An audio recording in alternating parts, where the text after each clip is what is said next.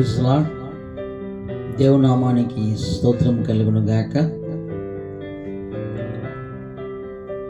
యేసుక్రీస్తు నామములో మీకందరికీ వందనములు తెలియజేస్తున్నాం.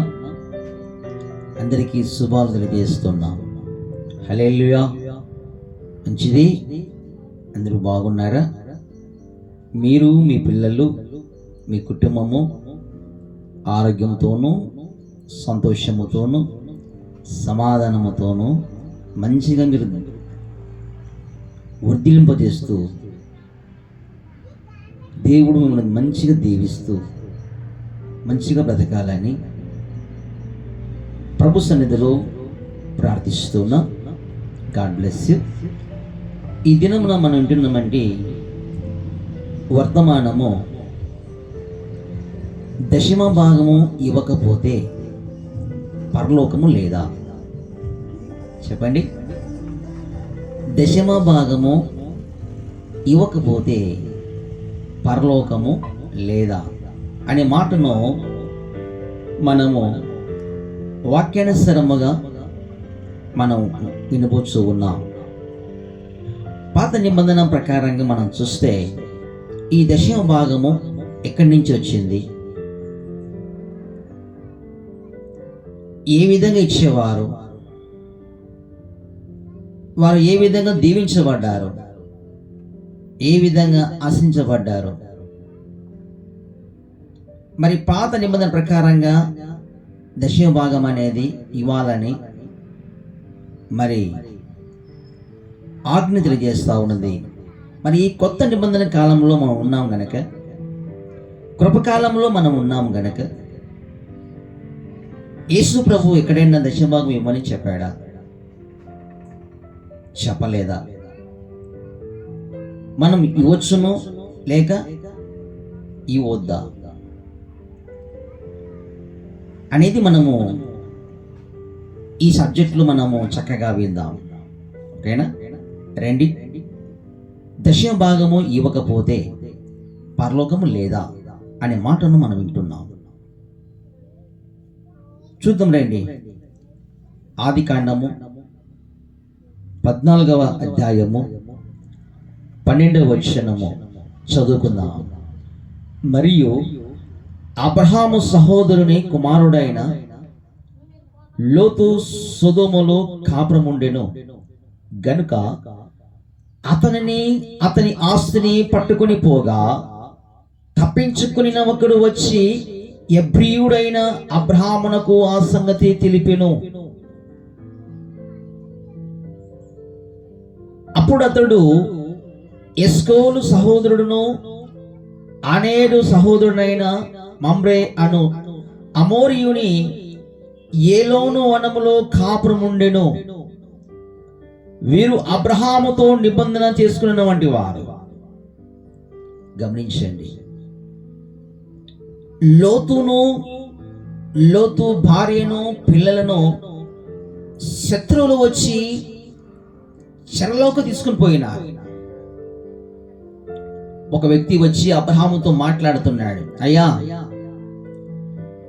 నీ సహోదరుడు అయినటువంటి కుమారుడు లోతు ఇదిగో ఆ గ్రామంలో ఉన్నాడు కదా. కొంతమంది శత్రువులు ఆ గ్రామంలో నుండి ప్రజలందరినీ తీసుకుపోయినారు. వారినే కాదు, నీ లోతును కూడా, నీ లోతు భార్యను, పిల్లలను కూడా శత్రువులు ముట్టడించారు. వారికి ఉన్నటువంటి ఆస్తిని, వారి పిల్లలను, వారి కుటుంబాలన్నింటినీ కూడా ఆ శత్రువు చెరలోకి తీసుకుపోయాడు. చెప్పినప్పుడు అబ్రహాము చాలా బాధపడి కన్నీరు కారుస్తూ దేవుని సన్నిధిలో ప్రార్థన చేసుకొని తన దగ్గర ఉన్నటువంటి కొంతమందిని ఆయన తీసుకొని వారి మీదకి యుద్ధానికి వెళ్ళి చక్కగా వారిని ఇడిపించుకొని వారి పిల్లలను, వారి భార్యలను, వారి ఆస్తిని అన్నిటిని మరలా ఇప్పించుకొని అబ్రాము వస్తా ఉంటాడు. ఆ వస్తున్న వంటి సమయంలో ఒక ఆయన కనబడుతాడు. రండి చూద్దాం. ఆయన పేరు ఆదికాండము 14వ అధ్యాయము 18వ వచనంలో చూస్తే ఆయన పేరు కనబడుతుంది. మరియు షాలేము రాజైన మెల్కీసెదెకు, ఆయన పేరేంటి? షాలేము రాజైన మెల్కీసెదెకు రొట్టెను ద్రాక్షరసమును తీసుకొని వచ్చెను. అతడు సర్వోన్నతుడగు దేవునికి యాజకుడు. ఆయన ఎవరంట? దేవుని యాజకుడు. అప్పుడు అతడు అబ్రహామును ఆశీర్వదించి ఆకాశమును భూమికిని సృష్టికర్తయను సర్వోన్నతుడైన దేవుని వలన అబ్రహాము ఆశ్రయించబడునుగాక అనియు, నీ శత్రువులను నీ చేతికి అప్పగించిన సర్వోన్నతుడగు దేవుడు స్తుతింపబడునుగాక అనియు చెప్పెను. అప్పుడు అతడు అన్నిటిలో ఇతనికి 10వ వంతు ఇచ్చెను. మెల్కీసెదెకు యాజకుడైనటువంటి ఆయనకి ఆయన ద్రాక్షరసమును రొట్టెను తీసుకొని వచ్చినప్పుడు ఆ యాజకుడు ప్రార్థన చేసి దీవించినప్పుడు, ఆశ్రయించినప్పుడు ఈ అబ్రహాముకి దశమ భాగం ఇవ్వాలని ఎవరు చెప్పారు? పరిశుద్ధాత్మ దేవుడే అలాంటి ఆలోచన ఇచ్చాడు. పరిశుద్ధాత్మ దేవుడే పురుగొల్పాడు. పరిశుద్ధాత్మ దేవుడే నడిపించాడు. పరిశుద్ధాత్మ జ్ఞానముతో ఆలకించి ఆ జ్ఞానముతో దేవునికి మహిమకరంగా దశభాగం ఇవ్వడానికి ఇష్టపడినటువంటి వాడు. హల్లెలూయా. అర్థమవుతుందా? యాజకుడు వచ్చాడు, ద్రాక్షరసం తీసుకొచ్చాడు, రొట్టెను తీసుకొచ్చాడు, ప్రార్థన చేశాడు, దీవించాడు, ఆశ్రయించాడు. వెంటనే అబ్రహాము అన్నిటిలో, కొన్నిటిలో కాదు, అన్నిటిలో దశమ భాగములు తీశాడంట. హల్లెలూయా.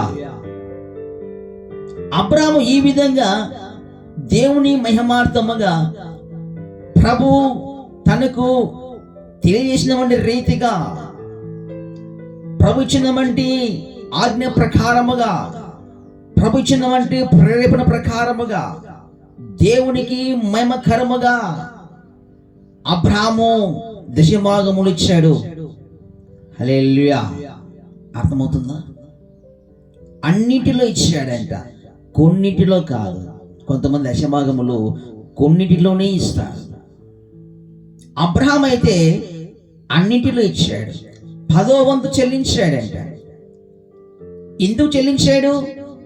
ప్రభువా, నన్ను కాపాడావు, నన్ను బ్రతికించావు, నాకు నా కుటుంబాన్ని దీవించావు.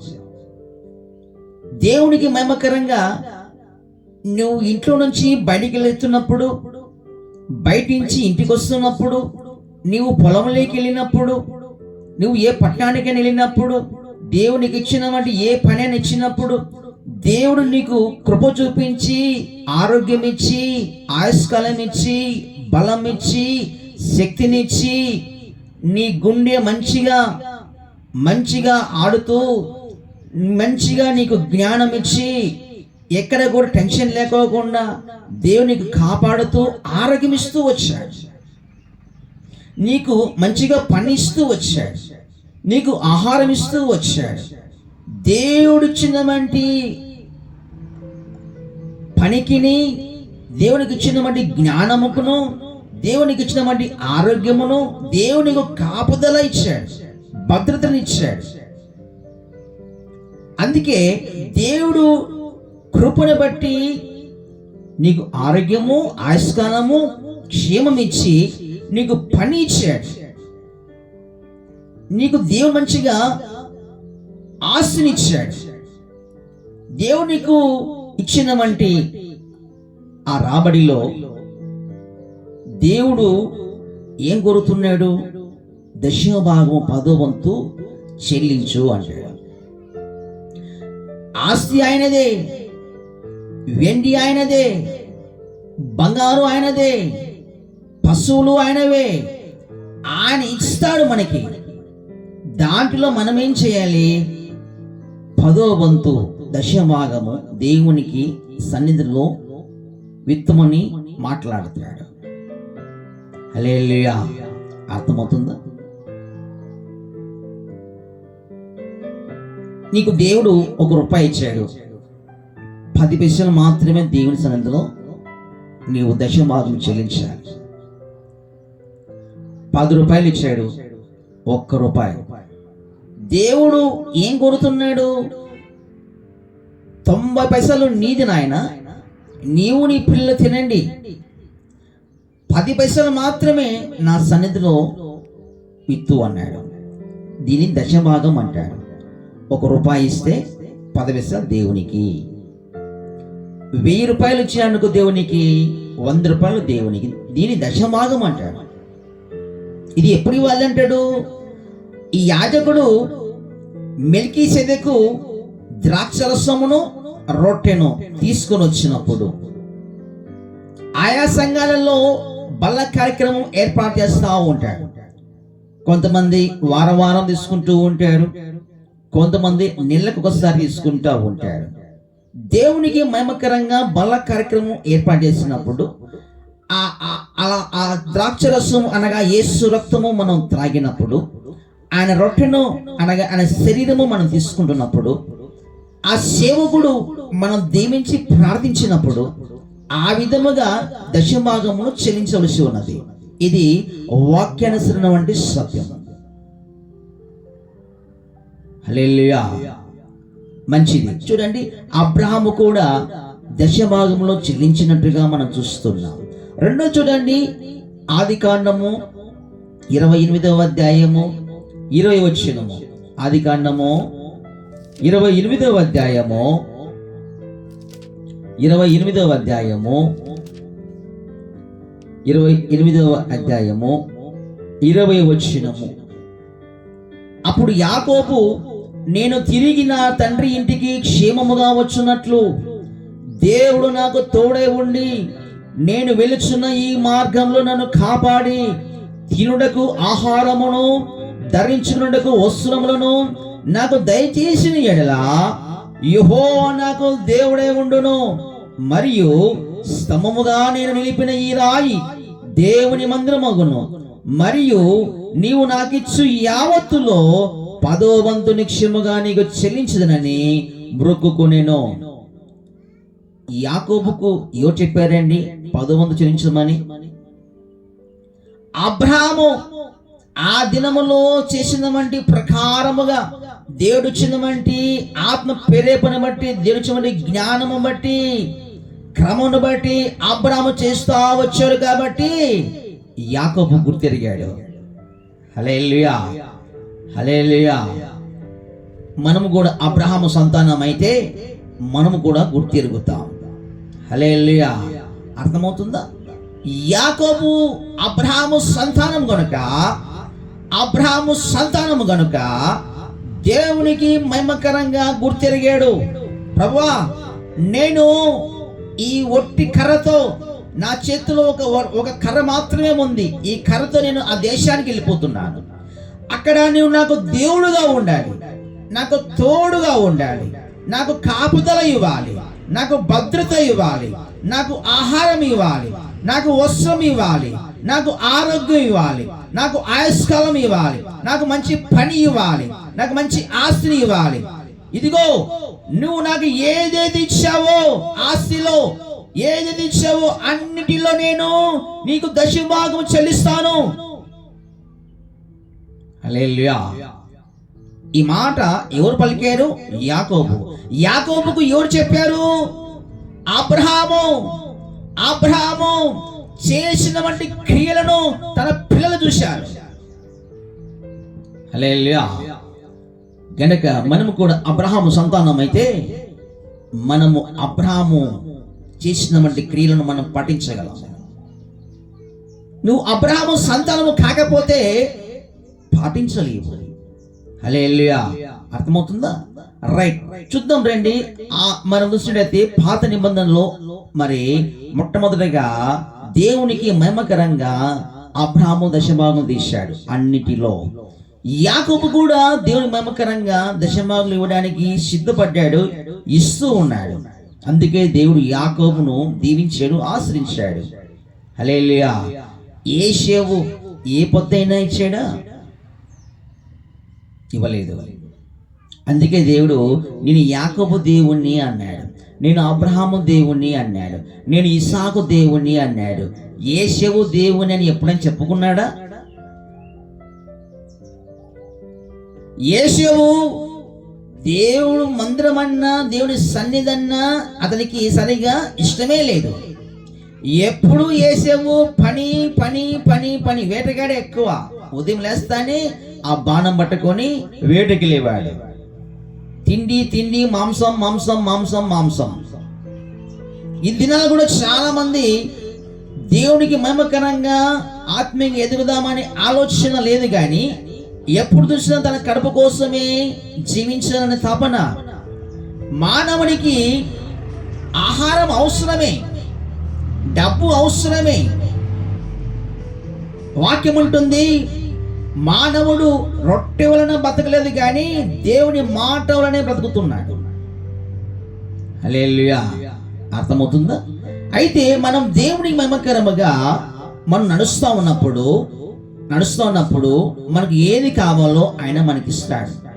పక్షులను చూడండి, విత్తవు కోయవు, వాటికి కొట్లు లేవు, వాటిని పోషించలేదా? వాటికంటే మీరు శ్రేష్ఠులు కారా? దేవుని మాట మనం నడుస్తూ ముందుకెళ్తున్నప్పుడు మనకు ఏది కావాలో ఆయన మనకి ఇస్తాడు.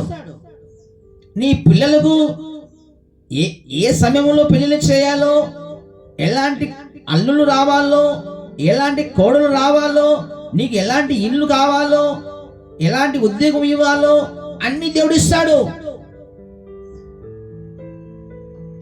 అయితే నువ్వు దేవుని మాట విని నడుచుకుంటున్నావా? దేవుని ఆజ్ఞలకు లోబడుతున్నావా?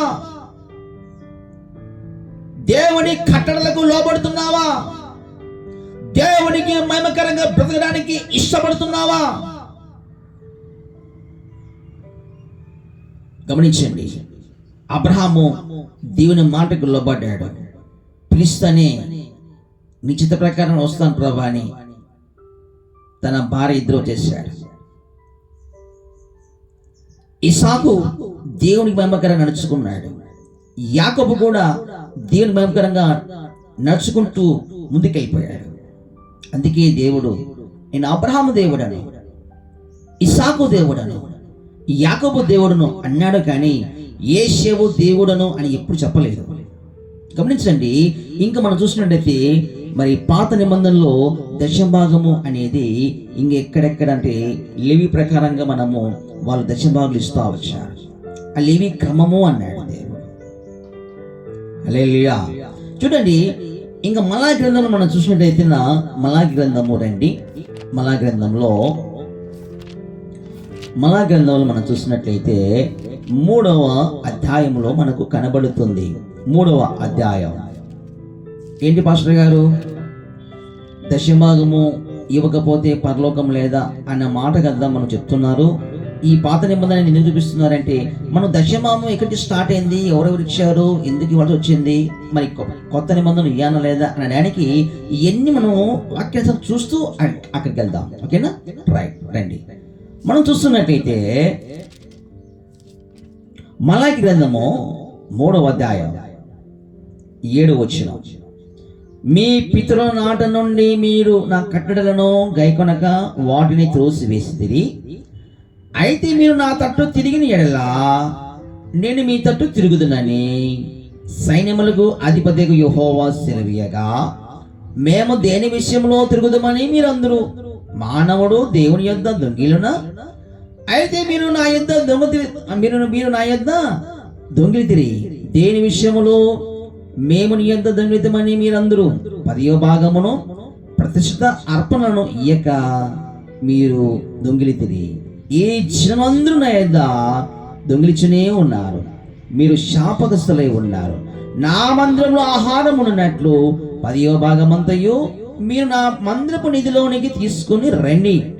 దీని చేసి మీరు నన్ను శోధించిన ఎడలా నేను ఆకాశపు వాకిళ్లను విప్పి పట్టచాలంత విస్తారంగా దీవెనను కుమ్మరించేదనని సైన్యములకు అధిపతిగా యెహోవా సెలవిస్తున్నాడు.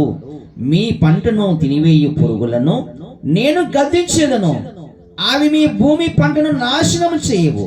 మీ ద్రాక్ష చెట్టు అకాలపు ఫలమును రాల్పకుండానని సైన్యములకు అధిపతిగా యెహోవా సెలవిస్తున్నాడు.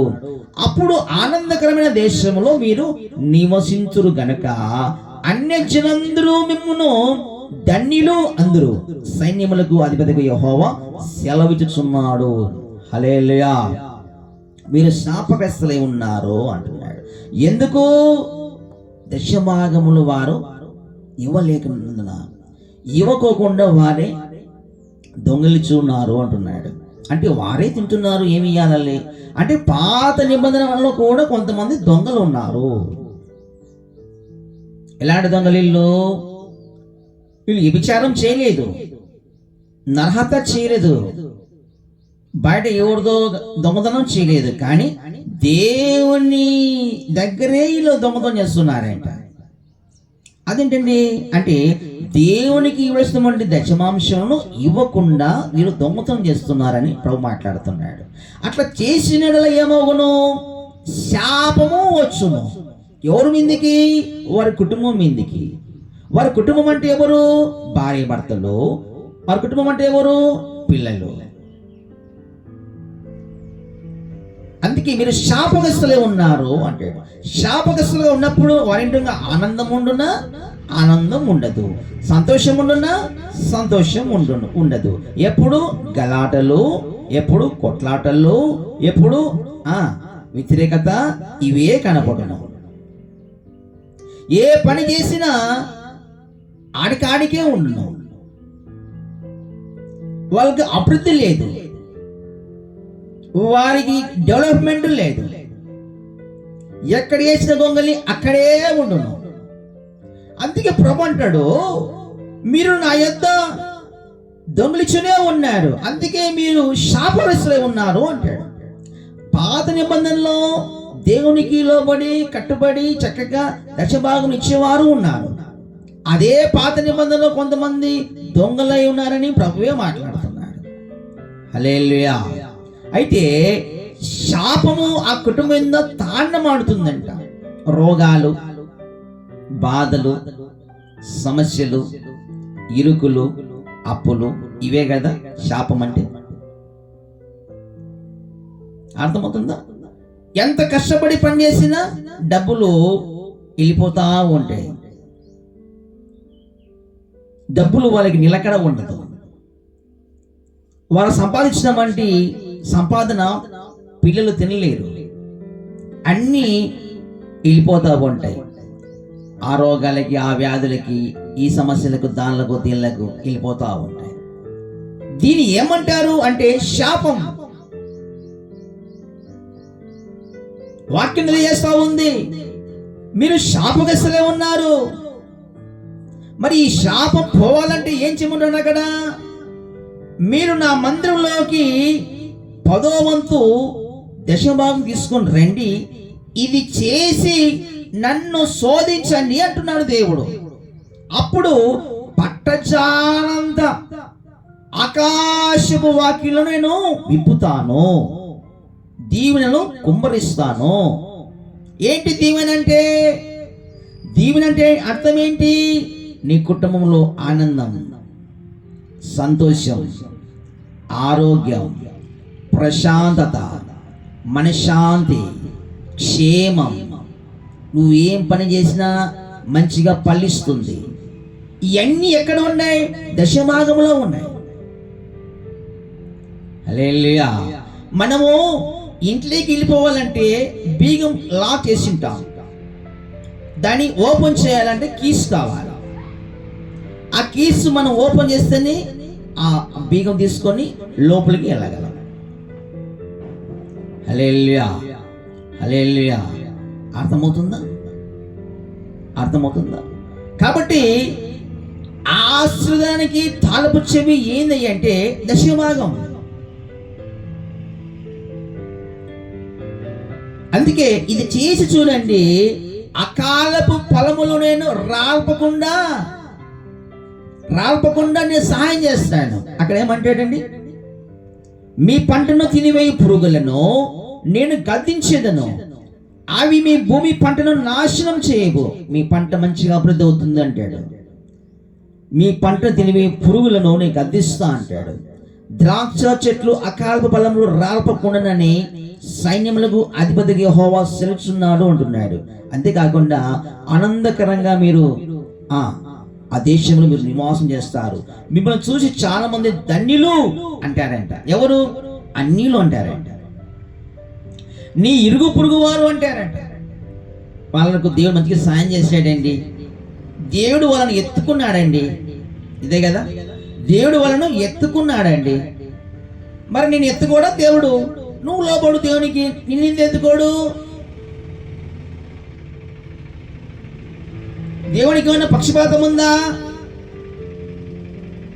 దేవుని మాటకు లోబడు, ఆయనకు భయపడు. నిన్ను దేవుడు ఎత్తుకుంటాడుగా, నిన్ను భుజం మీద కూర్చుంటున్నాడు కదా ఆయన. హల్లెలూయా. అర్థమవుతుందా? గనుక వారు ఆనందము ఉంటారంట, ఆనంద దేశంలో వాళ్ళు ఉంటారంట. అంటే సుఖశాంతులతోనూ క్షేమముతోనూ నెమ్మదితోనూ. చాలా మంది చెప్తూ ఉంటారు, అయ్యా మా ఇంట్లో ఎప్పుడు చూసినా రాయి గుండు వేసినట్టే ఉంటుంది. ఎలా ఉంటుంది అంట? రాయి గుండు వేసినట్టే ఉంటుంది అయ్యా ఎప్పుడు చూసినా. మా నా భర్త తాగబోతాడు, తిరుగుబోతాడు, అన్నీ ఖర్చులు పెడతా ఉంటాడు, ₹1 ఇంటికి తేడు, నేను కూలి పనికి పోవాలి, తెచ్చుకోవాలి, తినాలి. గమనించండి, మా పరిస్థితులు ఏంటి? ఇదిగో ప్రభు నీతో మాట్లాడుతున్నాడు. నువ్వు దేవుని మాటకు లోబడి చక్కగా నడుచుకుంటూ ఆయన ఆజ్ఞకు లోబడి ఈ విధంగా నువ్వు చేస్తే నిన్ను దేవుడు ఎందుకు దీవించాడు? మీకు ఒక మాట, ఇప్పుడు రైతు ఉన్నాడు, అతనికి 5 ఎకరాల పొలం ఉన్నది. 5 ఎకరాల పొలం ఉన్నది, చక్కగా బోరు ఉన్నది, మంచిగా బోరులో నీళ్లు ఉన్నాయి, సమృద్ధిగా ఉన్నాయి. రైట్, బాగానే ఉంది. ట్రాక్టర్తో దున్నించాడండి, దున్నించాడు, చక్కగా మంచిగా నీళ్లు ఉన్నాయి. ఇప్పుడు ఆ వ్యక్తి ఏం చేయాలి? విత్తనాలు వేయాలి. ఏ విత్తనాలు? మంచి విత్తనాలు వేయాలి. నాచుకున్న విత్తనాలు వేస్తే పంట చేతికి రాదు. మంచి శ్రేష్టమైన విత్తనాలు ఇవ్వాలి, మంచి విత్తనాలే వేయాలి. అది వేరుశనగ కావచ్చు, శనగ కావచ్చు, లేకపోతే మడి కావచ్చు, దానిమ్మ కావచ్చు, జామ కావచ్చు. మంచి విత్తనాలు విత్తాలి. మంచి విత్తనాలు విత్తినప్పుడే చక్కగా మంచిగా ఫలింప చేస్తాయి. గమనించండి, ఒకవేళ రైతు నాకు 5 ఎకరాల పొలం ఉంది, నాకు ట్రాక్టర్ ఉంది, కూలి వాళ్ళు ఉన్నారు, మరి చక్కగా నీళ్లు ఉన్నాయి అని చెప్పేసి మంచిగా దున్ని తర్వాత అట్లే పెట్టుకుంటే విత్తనాలు విత్తుకోకుండా అట్లే పెట్టుకున్నామంటే ఆ దున్నిన వంటి ఆ భూమిలో పిచ్చి మొక్కలు మొలుస్తాయి. మరి పిచ్చి మొక్కలకు నువ్వేమైనా విత్తనాలు వేసినావా? మనం వేసిన విత్తనాలు ఏమన్నా? నువ్వు పిచ్చి మొక్కలకు విత్తనాలు వేయకపోయినా అవి మొలుస్తాయి. మంచి వాటికి మాత్రమే మనం విత్తనాలు వేయాలి. మనము ఫలము అనుభవించడానికే, మనం నోట్లోకి తినడానికి మాత్రమే మీరు మంచి విత్తనాలు విత్తాలి. విత్తకపోతే మీకు కరువు వచ్చును, విత్తకపోతే మీకు శాపం కలుగును. ఆ రైతు నేను దున్నాను, నీళ్లు షాడబెట్టాను అని విత్తనాలు విత్తకపోతే ఏమవును? పిచ్చి మొక్కలు వచ్చును. మరి ఆయన ఏం చేశాడు? మంచి విత్తనాలు విత్తుతాడు,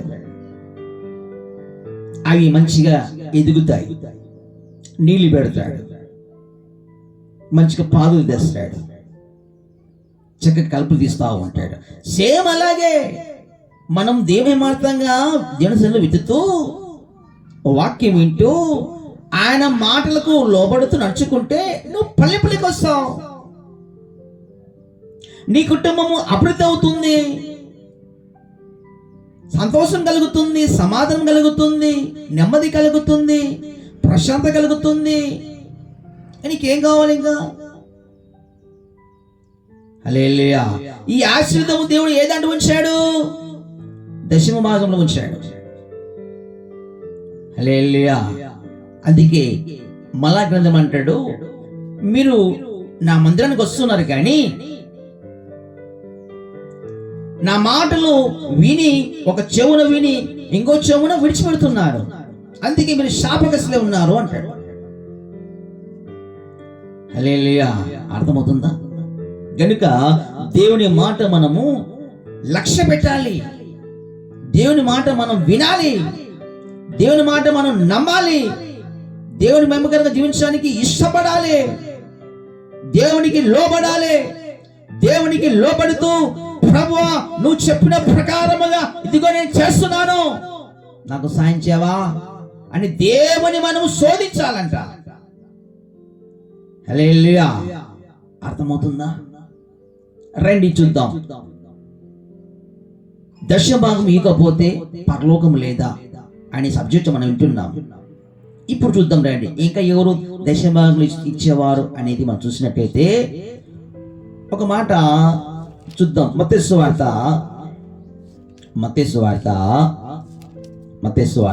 23వ అధ్యాయము 23వ వచనం చదువుకుందాం.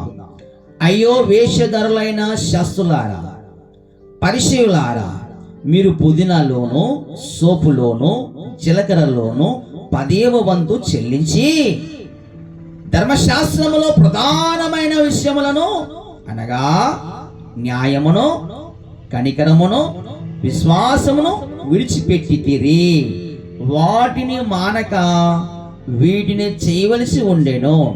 హల్లెలూయా. ఇక్కడ సాక్షాత్తు యేసు ప్రభువే తెలియజేస్తా ఉన్నాడు. ఏమని?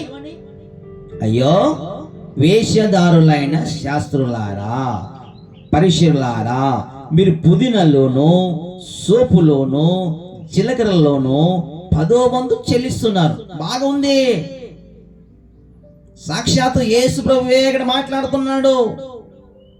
వేషధారులైన వంటి శాస్త్రులారా, పరిసయ్యులారా, ఇదిగో మీరు మాత్రము చక్కగా జీలకర్రలోను పుదీనాలోను మీరు చక్కగా 10వ వంతు చెల్లిస్తూ ఉన్నారు, సోపులోను జీలకర్రలోను 10వ వంతు చెల్లిస్తూ ఉన్నారు. అయితే ధర్మశాస్త్రములో ప్రధానమైన విషయములు అనగా న్యాయము కనికరము విశ్వాసము విడిచిపెట్టారు. వాటిని మానక వీటిని చేయాలి. వేటిని మానదంటున్నాడు? మీరు దశభాగం పదం తీస్తున్నారు కదా, అది మానుకోకుండా విశ్వాసము కనికరమును న్యాయమును ఇవి కూడా చేయాలి అన్నాడు. హల్లెలూయా. ప్రభు నమ్ముకున్నాం అని మాట్లాడుతున్నారు, మంచిదే. దశభాగం ఇస్తున్నాం అంటున్నారు, మంచిదే. మరి విశ్వాసమును కనికరమును న్యాయమును నువ్వు చేస్తున్నావా? కనికరమును న్యాయమును విశ్వాసమును నువ్వు కాపాడుకుంటున్నావా? వాటిని మానకుండా వీటిని కూడా చేయమన్నాడు దేవుడు. హల్లెలూయా. అర్థమవుతుందా? శాస్త్రులు పరిసయ్యులు ఏం చేస్తున్నారు? దశభాగాలు ఇస్తున్నారు. పుదీనాలోను సోపులోను జీలకర్రలోను 10వ వంతు దేవునికి ఇస్తున్నారు. అయితే విశ్వాసమును కనికరమును న్యాయమును హల్లెలూయా విడిచిపెట్టేశారు. అట్లా చేస్తే దేవుడు ఒప్పుకోడు. అవి చేస్తూ ఇవి చేయండి అన్నాడు దేవుడు. హల్లెలూయా. ఇప్పుడు పాయింట్కి వస్తున్నాం, చూడండి రండి. ఇంకా ఏమంటాడు? మత్తయి సువార్తలోనే మనం చూస్తున్నట్లయితే అక్కడ ఒక మాట మాట్లాడతాడు. 5వ అధ్యాయం 5వ అధ్యాయం 20 వచనము చదువుకుందాం. 20 వచనము చదువుకుందాం. శాస్త్ర నీతి కంటేనో పరిశీల నీతి కంటేనో మీ నీతి అధికము కాని ఎడల మీరు పరలోక రాజ్యంలో ప్రవేశింపరని మీతో చెప్పుచున్నాను. అది చెప్పండి, ఏమంటున్నా అక్కడ? ఏమంటున్నానండి? శాస్త్ర నీతి కంటేనో పరిశీల నీతి కంటేనో మీ నీతి అధికము కాని ఎడల మీరు పరలోక రాజ్యంలో ప్రవేశింపరని మీతో చెప్పుచున్నాను. ఏంటి దాని అర్థం? పరిశీలు శాస్త్రులు ఏం చేస్తున్నారని? దశభాగంలోను చక్కగా బాగున్నారు. అయితే వారు ఏం చేయలేదు? కనికరము, విశ్వాసము, న్యాయము హల్లెలూయా వదిలేశారంట. అయితే ప్రభు ఏమంటున్నాడు? శాస్త్ర నీతి కంటే మీ నీతి అధికము కాకపోతే, హల్లెలూయా. ఇప్పుడు ప్రభు ఏం కోరుతున్నాడు? దశభాగాలు ఇస్తూ మనము కూడా ఇదిగో నీతి, ఇదిగో న్యాయము, ఇదిగో విశ్వాసము, ఈ విధముగా మీరు చేయాలి అంటాడు. హల్లెలూయా చెప్పండి. మీరు ఈ విధంగా చేయాలి. వారి నీతి కానీ మీ నీతి అధికము కావాలి అంటాడు దేవుడు అక్కడ. న్యాయము, కనికరము, విశ్వాసము మీరు చేస్తూ, దశభాగములు మీరు చేస్తూ, వారి నీతి కంటే మీ నీతి అధికం కావాలి అంటే అర్థం ఏంటి? వారు దశభాగం ఇస్తున్నారు, 10 మంది ఇస్తున్నారు, మనము 11వ వంతు ఇవ్వాలి. అంటే 1% కానీ 2% కానీ పెంచాలి అంటాడు. వారి నీతి కంటే మీ నీతి అధికము కావాలి. అధికము కాని ఎడల మీరు పరలోకములో ప్రవేశింపరని సాక్షాత్తు ఆయన చెప్పాడు. హల్లెలూయా అర్థమవుతుందా? ఏమి కలిగి ఉండమంటాడు దేవుడు? ఏమి కలిగి ఉంటున్నాడు దేవుడు చెప్పండి? న్యాయమును. ఇదని పంచాలు చేస్తా ఉంటాడు. నువ్వు దేవుని నమ్ముకున్నావు, న్యాయంగా మాట్లాడాలి, అన్యాయంగా మాట్లాడవద్దు. ఆస్తి విషయంలో అన్నదమ్ముల మధ్యలో కానీ నువ్వు న్యాయమే మాట్లాడాలి. అత్త కోడల మధ్యలో కానీ, తోడి కోడల మధ్యలో కానీ, అన్నదమ్ముల మధ్యలో కానీ ఏదైనా సమస్య వచ్చినప్పుడు న్యాయంతోనే ఉండాలి. నువ్వు న్యాయంగానే మాట్లాడాలి, అన్యాయంతో మాట్లాడవద్దు. అన్యాయంగా నువ్వు సంపాదించవద్దు, అక్రమంగా దోచుకోవద్దు. హల్లెలూయా న్యాయంగా ఉండాలా. ఏది న్యాయం అదే ఉండాలా. అన్యాయంతో నువ్వు మాట్లాడొద్దు, అన్యాయంతో నువ్వు అలాంటి వారితో నువ్వు స్నేహం చేయవద్దు. అర్థమవుతుందా? స్వార్థం అనేది నీలో ఉండవద్దు, న్యాయముగా ఉండాల. దేవునికి ఏది ఇస్తే అదే తినాలా. అన్యాయంగా స్థలాలను కబ్జా చేయవద్దు, అన్యాయంగా నువ్వు లంచాలు తీసుకోవద్దు, అన్యాయంగా నువ్వు దోపిడీలు చేయవద్దు, అన్యాయంగా అక్రమంగా నువ్వు చలామణి కావద్దు, అన్యాయంగా నువ్వు ఎవరు దోసుకోవద్దు. న్యాయముతో ఉండాలా. నీకు దేవుడు ఏది చేయడు అదే తినాలా. అర్థమవుతుందా? వీళ్ళు పేదవాళ్ళండి, వీళ్ళకి ఎవరు లేరండి, ఎవరు వస్తారు చూద్దామండి అంటూ అన్యాయంతో నువ్వు మాట్లాడవద్దు, అన్యాయంగా నువ్వు ప్రవర్తించవద్దు. అట్లా చేస్తే పరలోకం లేదన్నాడు దేవుడు. అర్థమవుతుందా? నువ్వు దశభాగాలు ఇచ్చినా, చర్చికి వెళ్ళిపోయినా, న్యాయము తప్పితే నీ పరలోకం లేదు. ప్రియ సహోదరి సహోదరుడా, యూట్యూబ్ ఛానల్లో చూస్తున్నామంటే ప్రేక్షకులారా, నా స్నేహితులారా, నీ పరిస్థితి ఎలా ఉంది? న్యాయము నీ జీవితంలో కనబడుతుందా? నీ మాటలు న్యాయముగా కనబడుతున్నాయా? అక్రమంగా కనబడుతున్నాయా? అన్యాయంగా ప్రవర్తిస్తున్నావా? పేరుకే దేవుని నమ్ముకుని అంటున్నావు, పేరుకే యేసు ప్రభు నమ్ముకుని అంటున్నావు, నేను గొప్ప విశ్వాసిని అంటున్నావు, నేను నీతిపరుడు అంటున్నావు, నాలాంటి వాడు ఇంకొకరు లేడు అంటున్నావు. న్యాయముతో బ్రతుకుతున్నావా? అలాగే మనం చూస్తున్నట్లయితే కనికరం అనేది నీలో ఉందా? కనికరము జాలి అనేది నీలో ఉందా? కనిపిస్తుందా?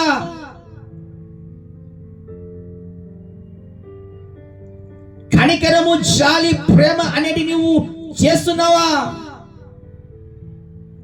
ఈ కనికరము జాలి ప్రేమ లేకపోతే నీకు పరలోకం లేదని వాక్యం ఉంది కదా. నువ్వు ఎన్ని పాటలు పాడితే ఏ లాభం అండి? నువ్వు ఎన్ని ప్రసంగాలు చేస్తే ఏ లాభం అండి? నువ్వు ఎన్ని సంఘాలు మారిపితే ఏం లాభం అండి? దేవుడు ఒక్కడే కదా.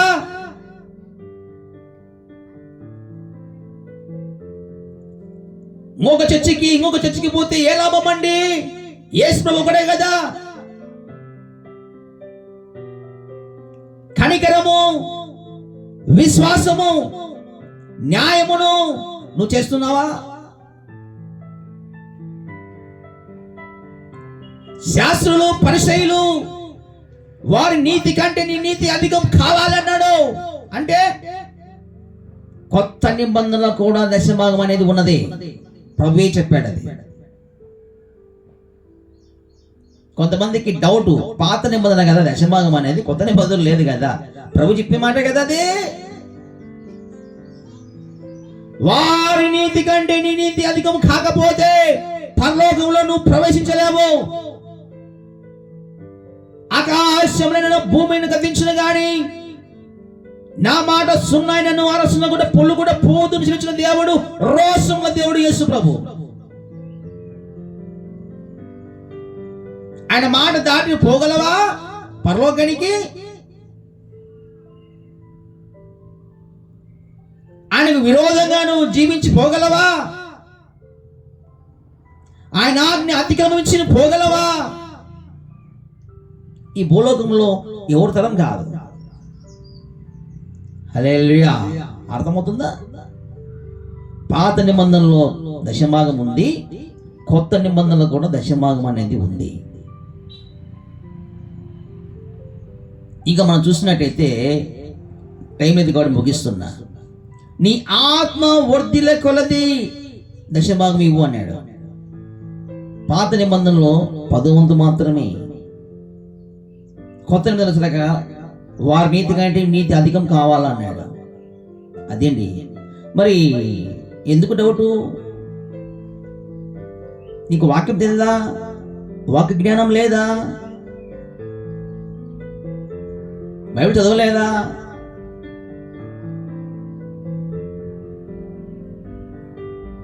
నువ్వు అబ్రహాము కుమారి కాదా? దేవుడు చెప్పినటువంటి మాట కాదా అదే?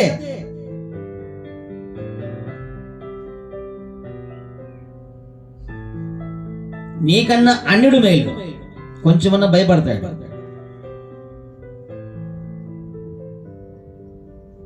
హల్లెలూయా. అర్థమవుతుందా?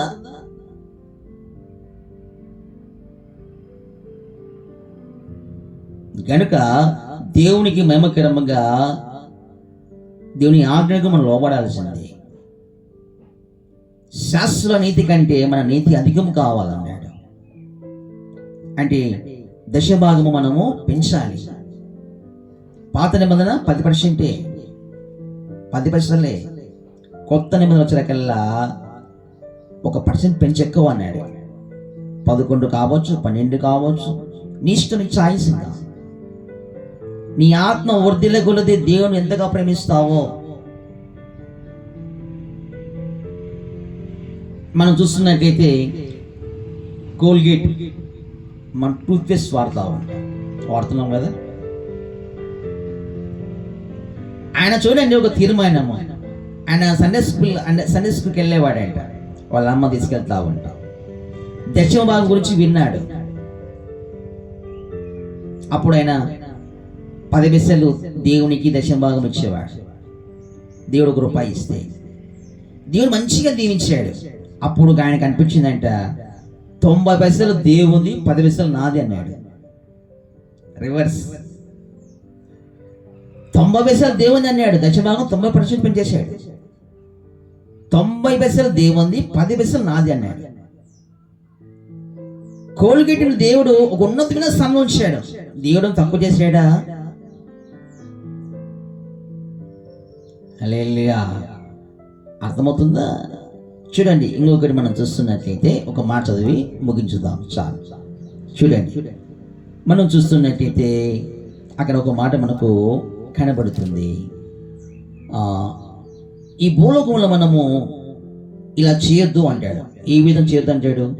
మత్తయి సువార్త 6వ అధ్యాయము 19వ వచనం, భూమి మీద మీ కొరకు ధనమును కూర్చుకొనవద్దు, ఇక్కడ చిమటయు తుప్పును తినివేయును, దొంగలు కన్నము వేసి దొంగిలితడు.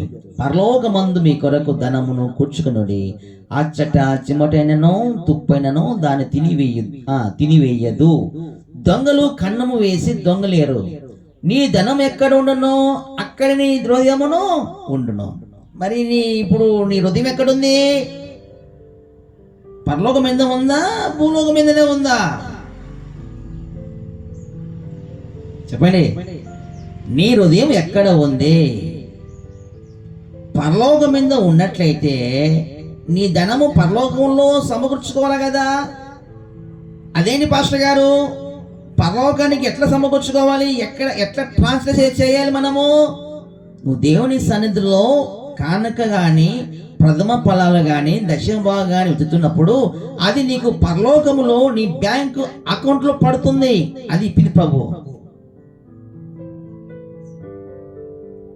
నువ్వు బ్రతికున్నప్పుడు, నీకు ఆయుష్కాలం ఇచ్చినప్పుడు, శక్తిని ఇచ్చినప్పుడు, పని ఇచ్చినప్పుడు, సంపాదించినప్పుడు నువ్వు దేవుని వైమార్థంగా ఈ విధంగా దశమావకులు కానీ కానుకలు కానీ దేవుని సొంత సమర్పించుకుంటూ వితుతూ ఉంటే నీవు పరలోకంలో ధనమును సమకూర్చుకుంటున్నావని అర్థం.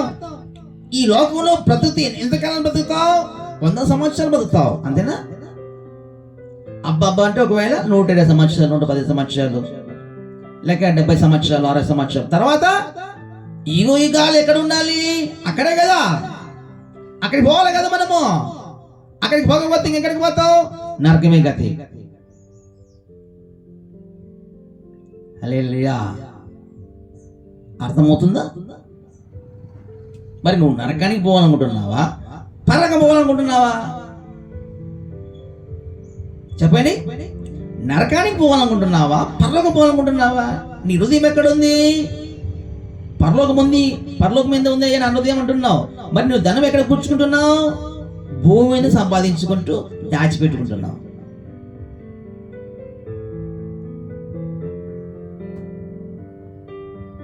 అర్థమవుతుందా? చూడండి, భూమి మీద సమకూర్చుకుంటూ దాచిపెట్టుకుంటూ ఉన్నట్టయితే గవర్నమెంట్ ట్యాక్స్ కట్టుకోకుండా ఏమంటారు? అది బ్లాక్ మనీ అంటారు. ట్యాక్స్ కట్టకపోతే ఆఫీసర్లు వస్తారు, ట్యాక్స్ కట్టలేదు మీరని వాళ్ళను అరెస్ట్ చేస్తారు. హల్లెలూయా, హల్లెలూయా. మరి మనము దేవుని మాటకు లోపడుకోకుండా మనం కట్టకపోతే మనం దొంగలమే. హల్లెలూయా. అర్థమవుతుందా? ఈ జ్ఞానం నీకు లేదా?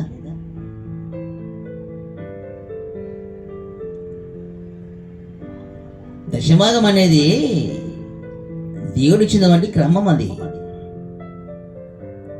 దాని ఎందుకు నువ్వు తిప్పి కొడుతున్నావు?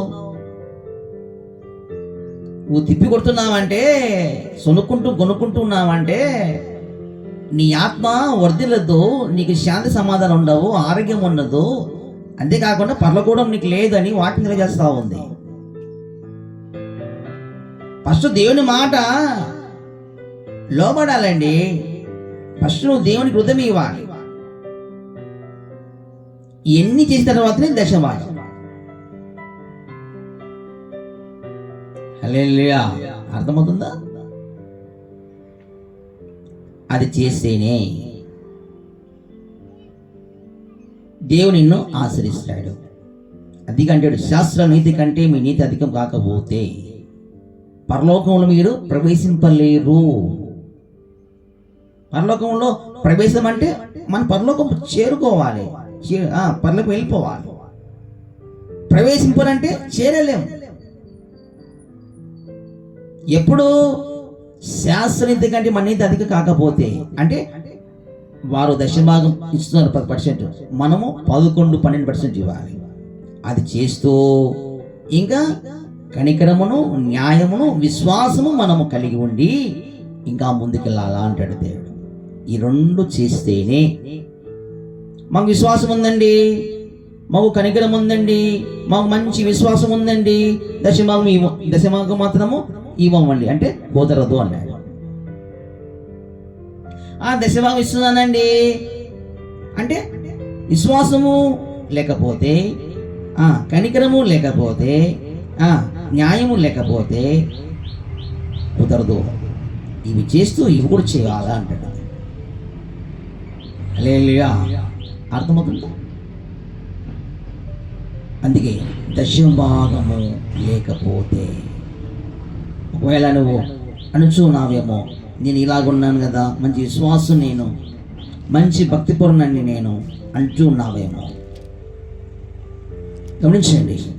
న్యాయమును, కనికరమును, విశ్వాసము నాకు ఉంది అంటున్నావేమో, అయితే దశభాగము ఈకోకుండా ఉన్నావేమో, నువ్వే తింటున్నావేమో, అయితే నీకు పరలోకం లేదంటూ వాక్యం ఉంది. ముగిస్తున్నా. కనుక దేవుని మహిమకరంగా ముందుకెళ్ళాలి. ఒక బ్రదర్ అంటాడు, నేను దశభాగం అస్సలు ఏమన్నా, ఏం చేసుకుంటావు చేసుకోపో. సేవకులు ఏం చేసుకుంటారండి? దేవుడు చూసుకుంటాడు అంతే, పరలోకం లేదంతే. దాంట్లో మాత్రం డౌటే లేదు. హల్లెలూయా. అర్థమవుతుందా? అలాగని దేవుడు ఏమన్నా, దేవుందే కదా, ఆస్తి అందే, బంగారం అందే, వెండి అందే, అన్నీ ఆయనే కదా అంటే నువ్వు దేవునికి కృతజ్ఞత కలిగి ఆయన మాటకు లోబడి ఈ పని చేయాలా అంటాడు దేవుడు. ఇలాగ నువ్వు విత్తుతున్నప్పుడే, భూలోకి ఉన్నప్పుడు విత్తుతున్నప్పుడే, దేవుని సన్నిధిలో నువ్వు ఇలా చేస్తున్నప్పుడే ఆ సొమ్ము ఇదిగో పరలోకములో నీ కోసము దేవుడు సమకూరుస్తున్నాడు. అక్కడికి ఏ శత్రువు రాడు, ఏ దొంగ రాడు, అక్కడ చెమట కొట్టదు, తుప్పు పట్టదు అంటాడు దేవుడు. హల్లెలూయా. ఓకేనా? ఇప్పుడు క్లారిటీ అయింది కదా, మంచిది. కాబట్టి విశ్వాసులారా,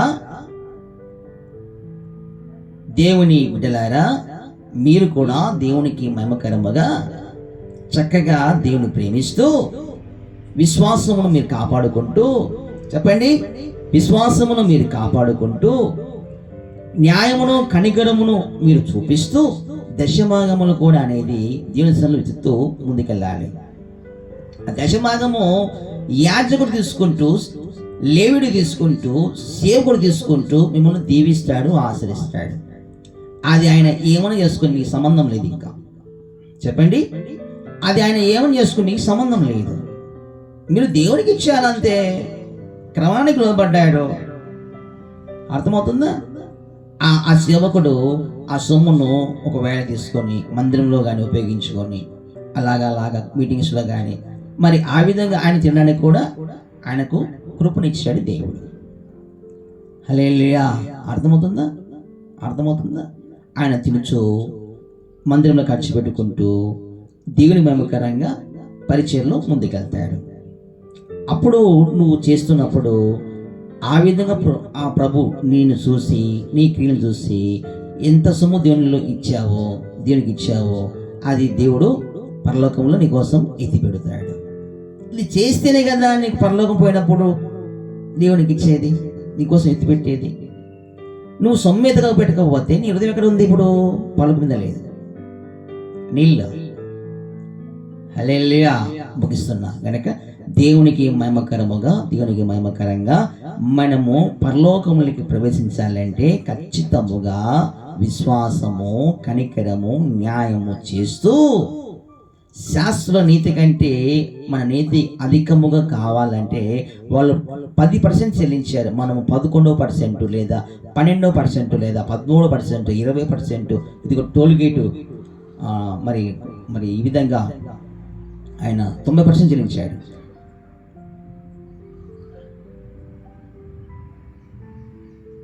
హల్లెలూయా. ముగిస్తున్నా. నీ చాయిస్ అది. 1% పెంచామంటాడు దేవుడు. నీతి అధికం కావాలా అంటాడు. అర్థమవుతుందా? మంచిది. దేవునికి మహిమకరముగా మన చిన్న ప్రార్థన చేసుకుందాం. స్తోత్రం తండ్రి, యేసు నామములో ప్రార్థిస్తున్నాం. చక్కని వర్తమానం ద్వారా అందరితో మాట్లాడారు. ఈ దినాల్లో చాలా మందికి దశభాగం ఇవ్వాలా వద్దా అనేది డౌట్లో ఉన్నారు. నైనా మీరు ఆ డౌట్ క్లియర్ చేశారు. వాక్యానుసారంగా మీరు మాట్లాడుతూ వచ్చారు. అందును బట్టి నామని మహిమపరుస్తున్నాం. మా ఆత్మలు, మా శరీరములు, మా ప్రాణములు, మా కుటుంబములు మీకు సమర్పిస్తున్నాం. ప్రభా, నీ నా మహిమార్థంగా ఈ యూట్యూబ్ ఛానల్లో ఎంతమంది చూశారో వాళ్ళందరినీ దీవించి ఆశ్రయించండి. మీరు రాకడకు సిద్ధపరచుకొని చక్కగా మీకు లోపడుతూ, క్రమానికి లోపడుతూ ముందుకు సాగడం కృప చూపించి మీ మహిమ అందుకోమని యేసు నామములో ప్రార్థిస్తున్నాం తండ్రి. ఆమేన్. God bless you. మీరు కొత్తగా చూసినట్టయితే యూట్యూబ్ ఛానల్ను సబ్స్క్రైబ్ చేసుకోండి, లైక్ చేయండి, షేర్ చేయండి. అనేక మంది ప్రజలు బలపరచడానికి మాత్రమే, మరి మనము ఆ రాజ్యం కట్టడానికి మాత్రమే మనం ఈ పని చేద్దాం.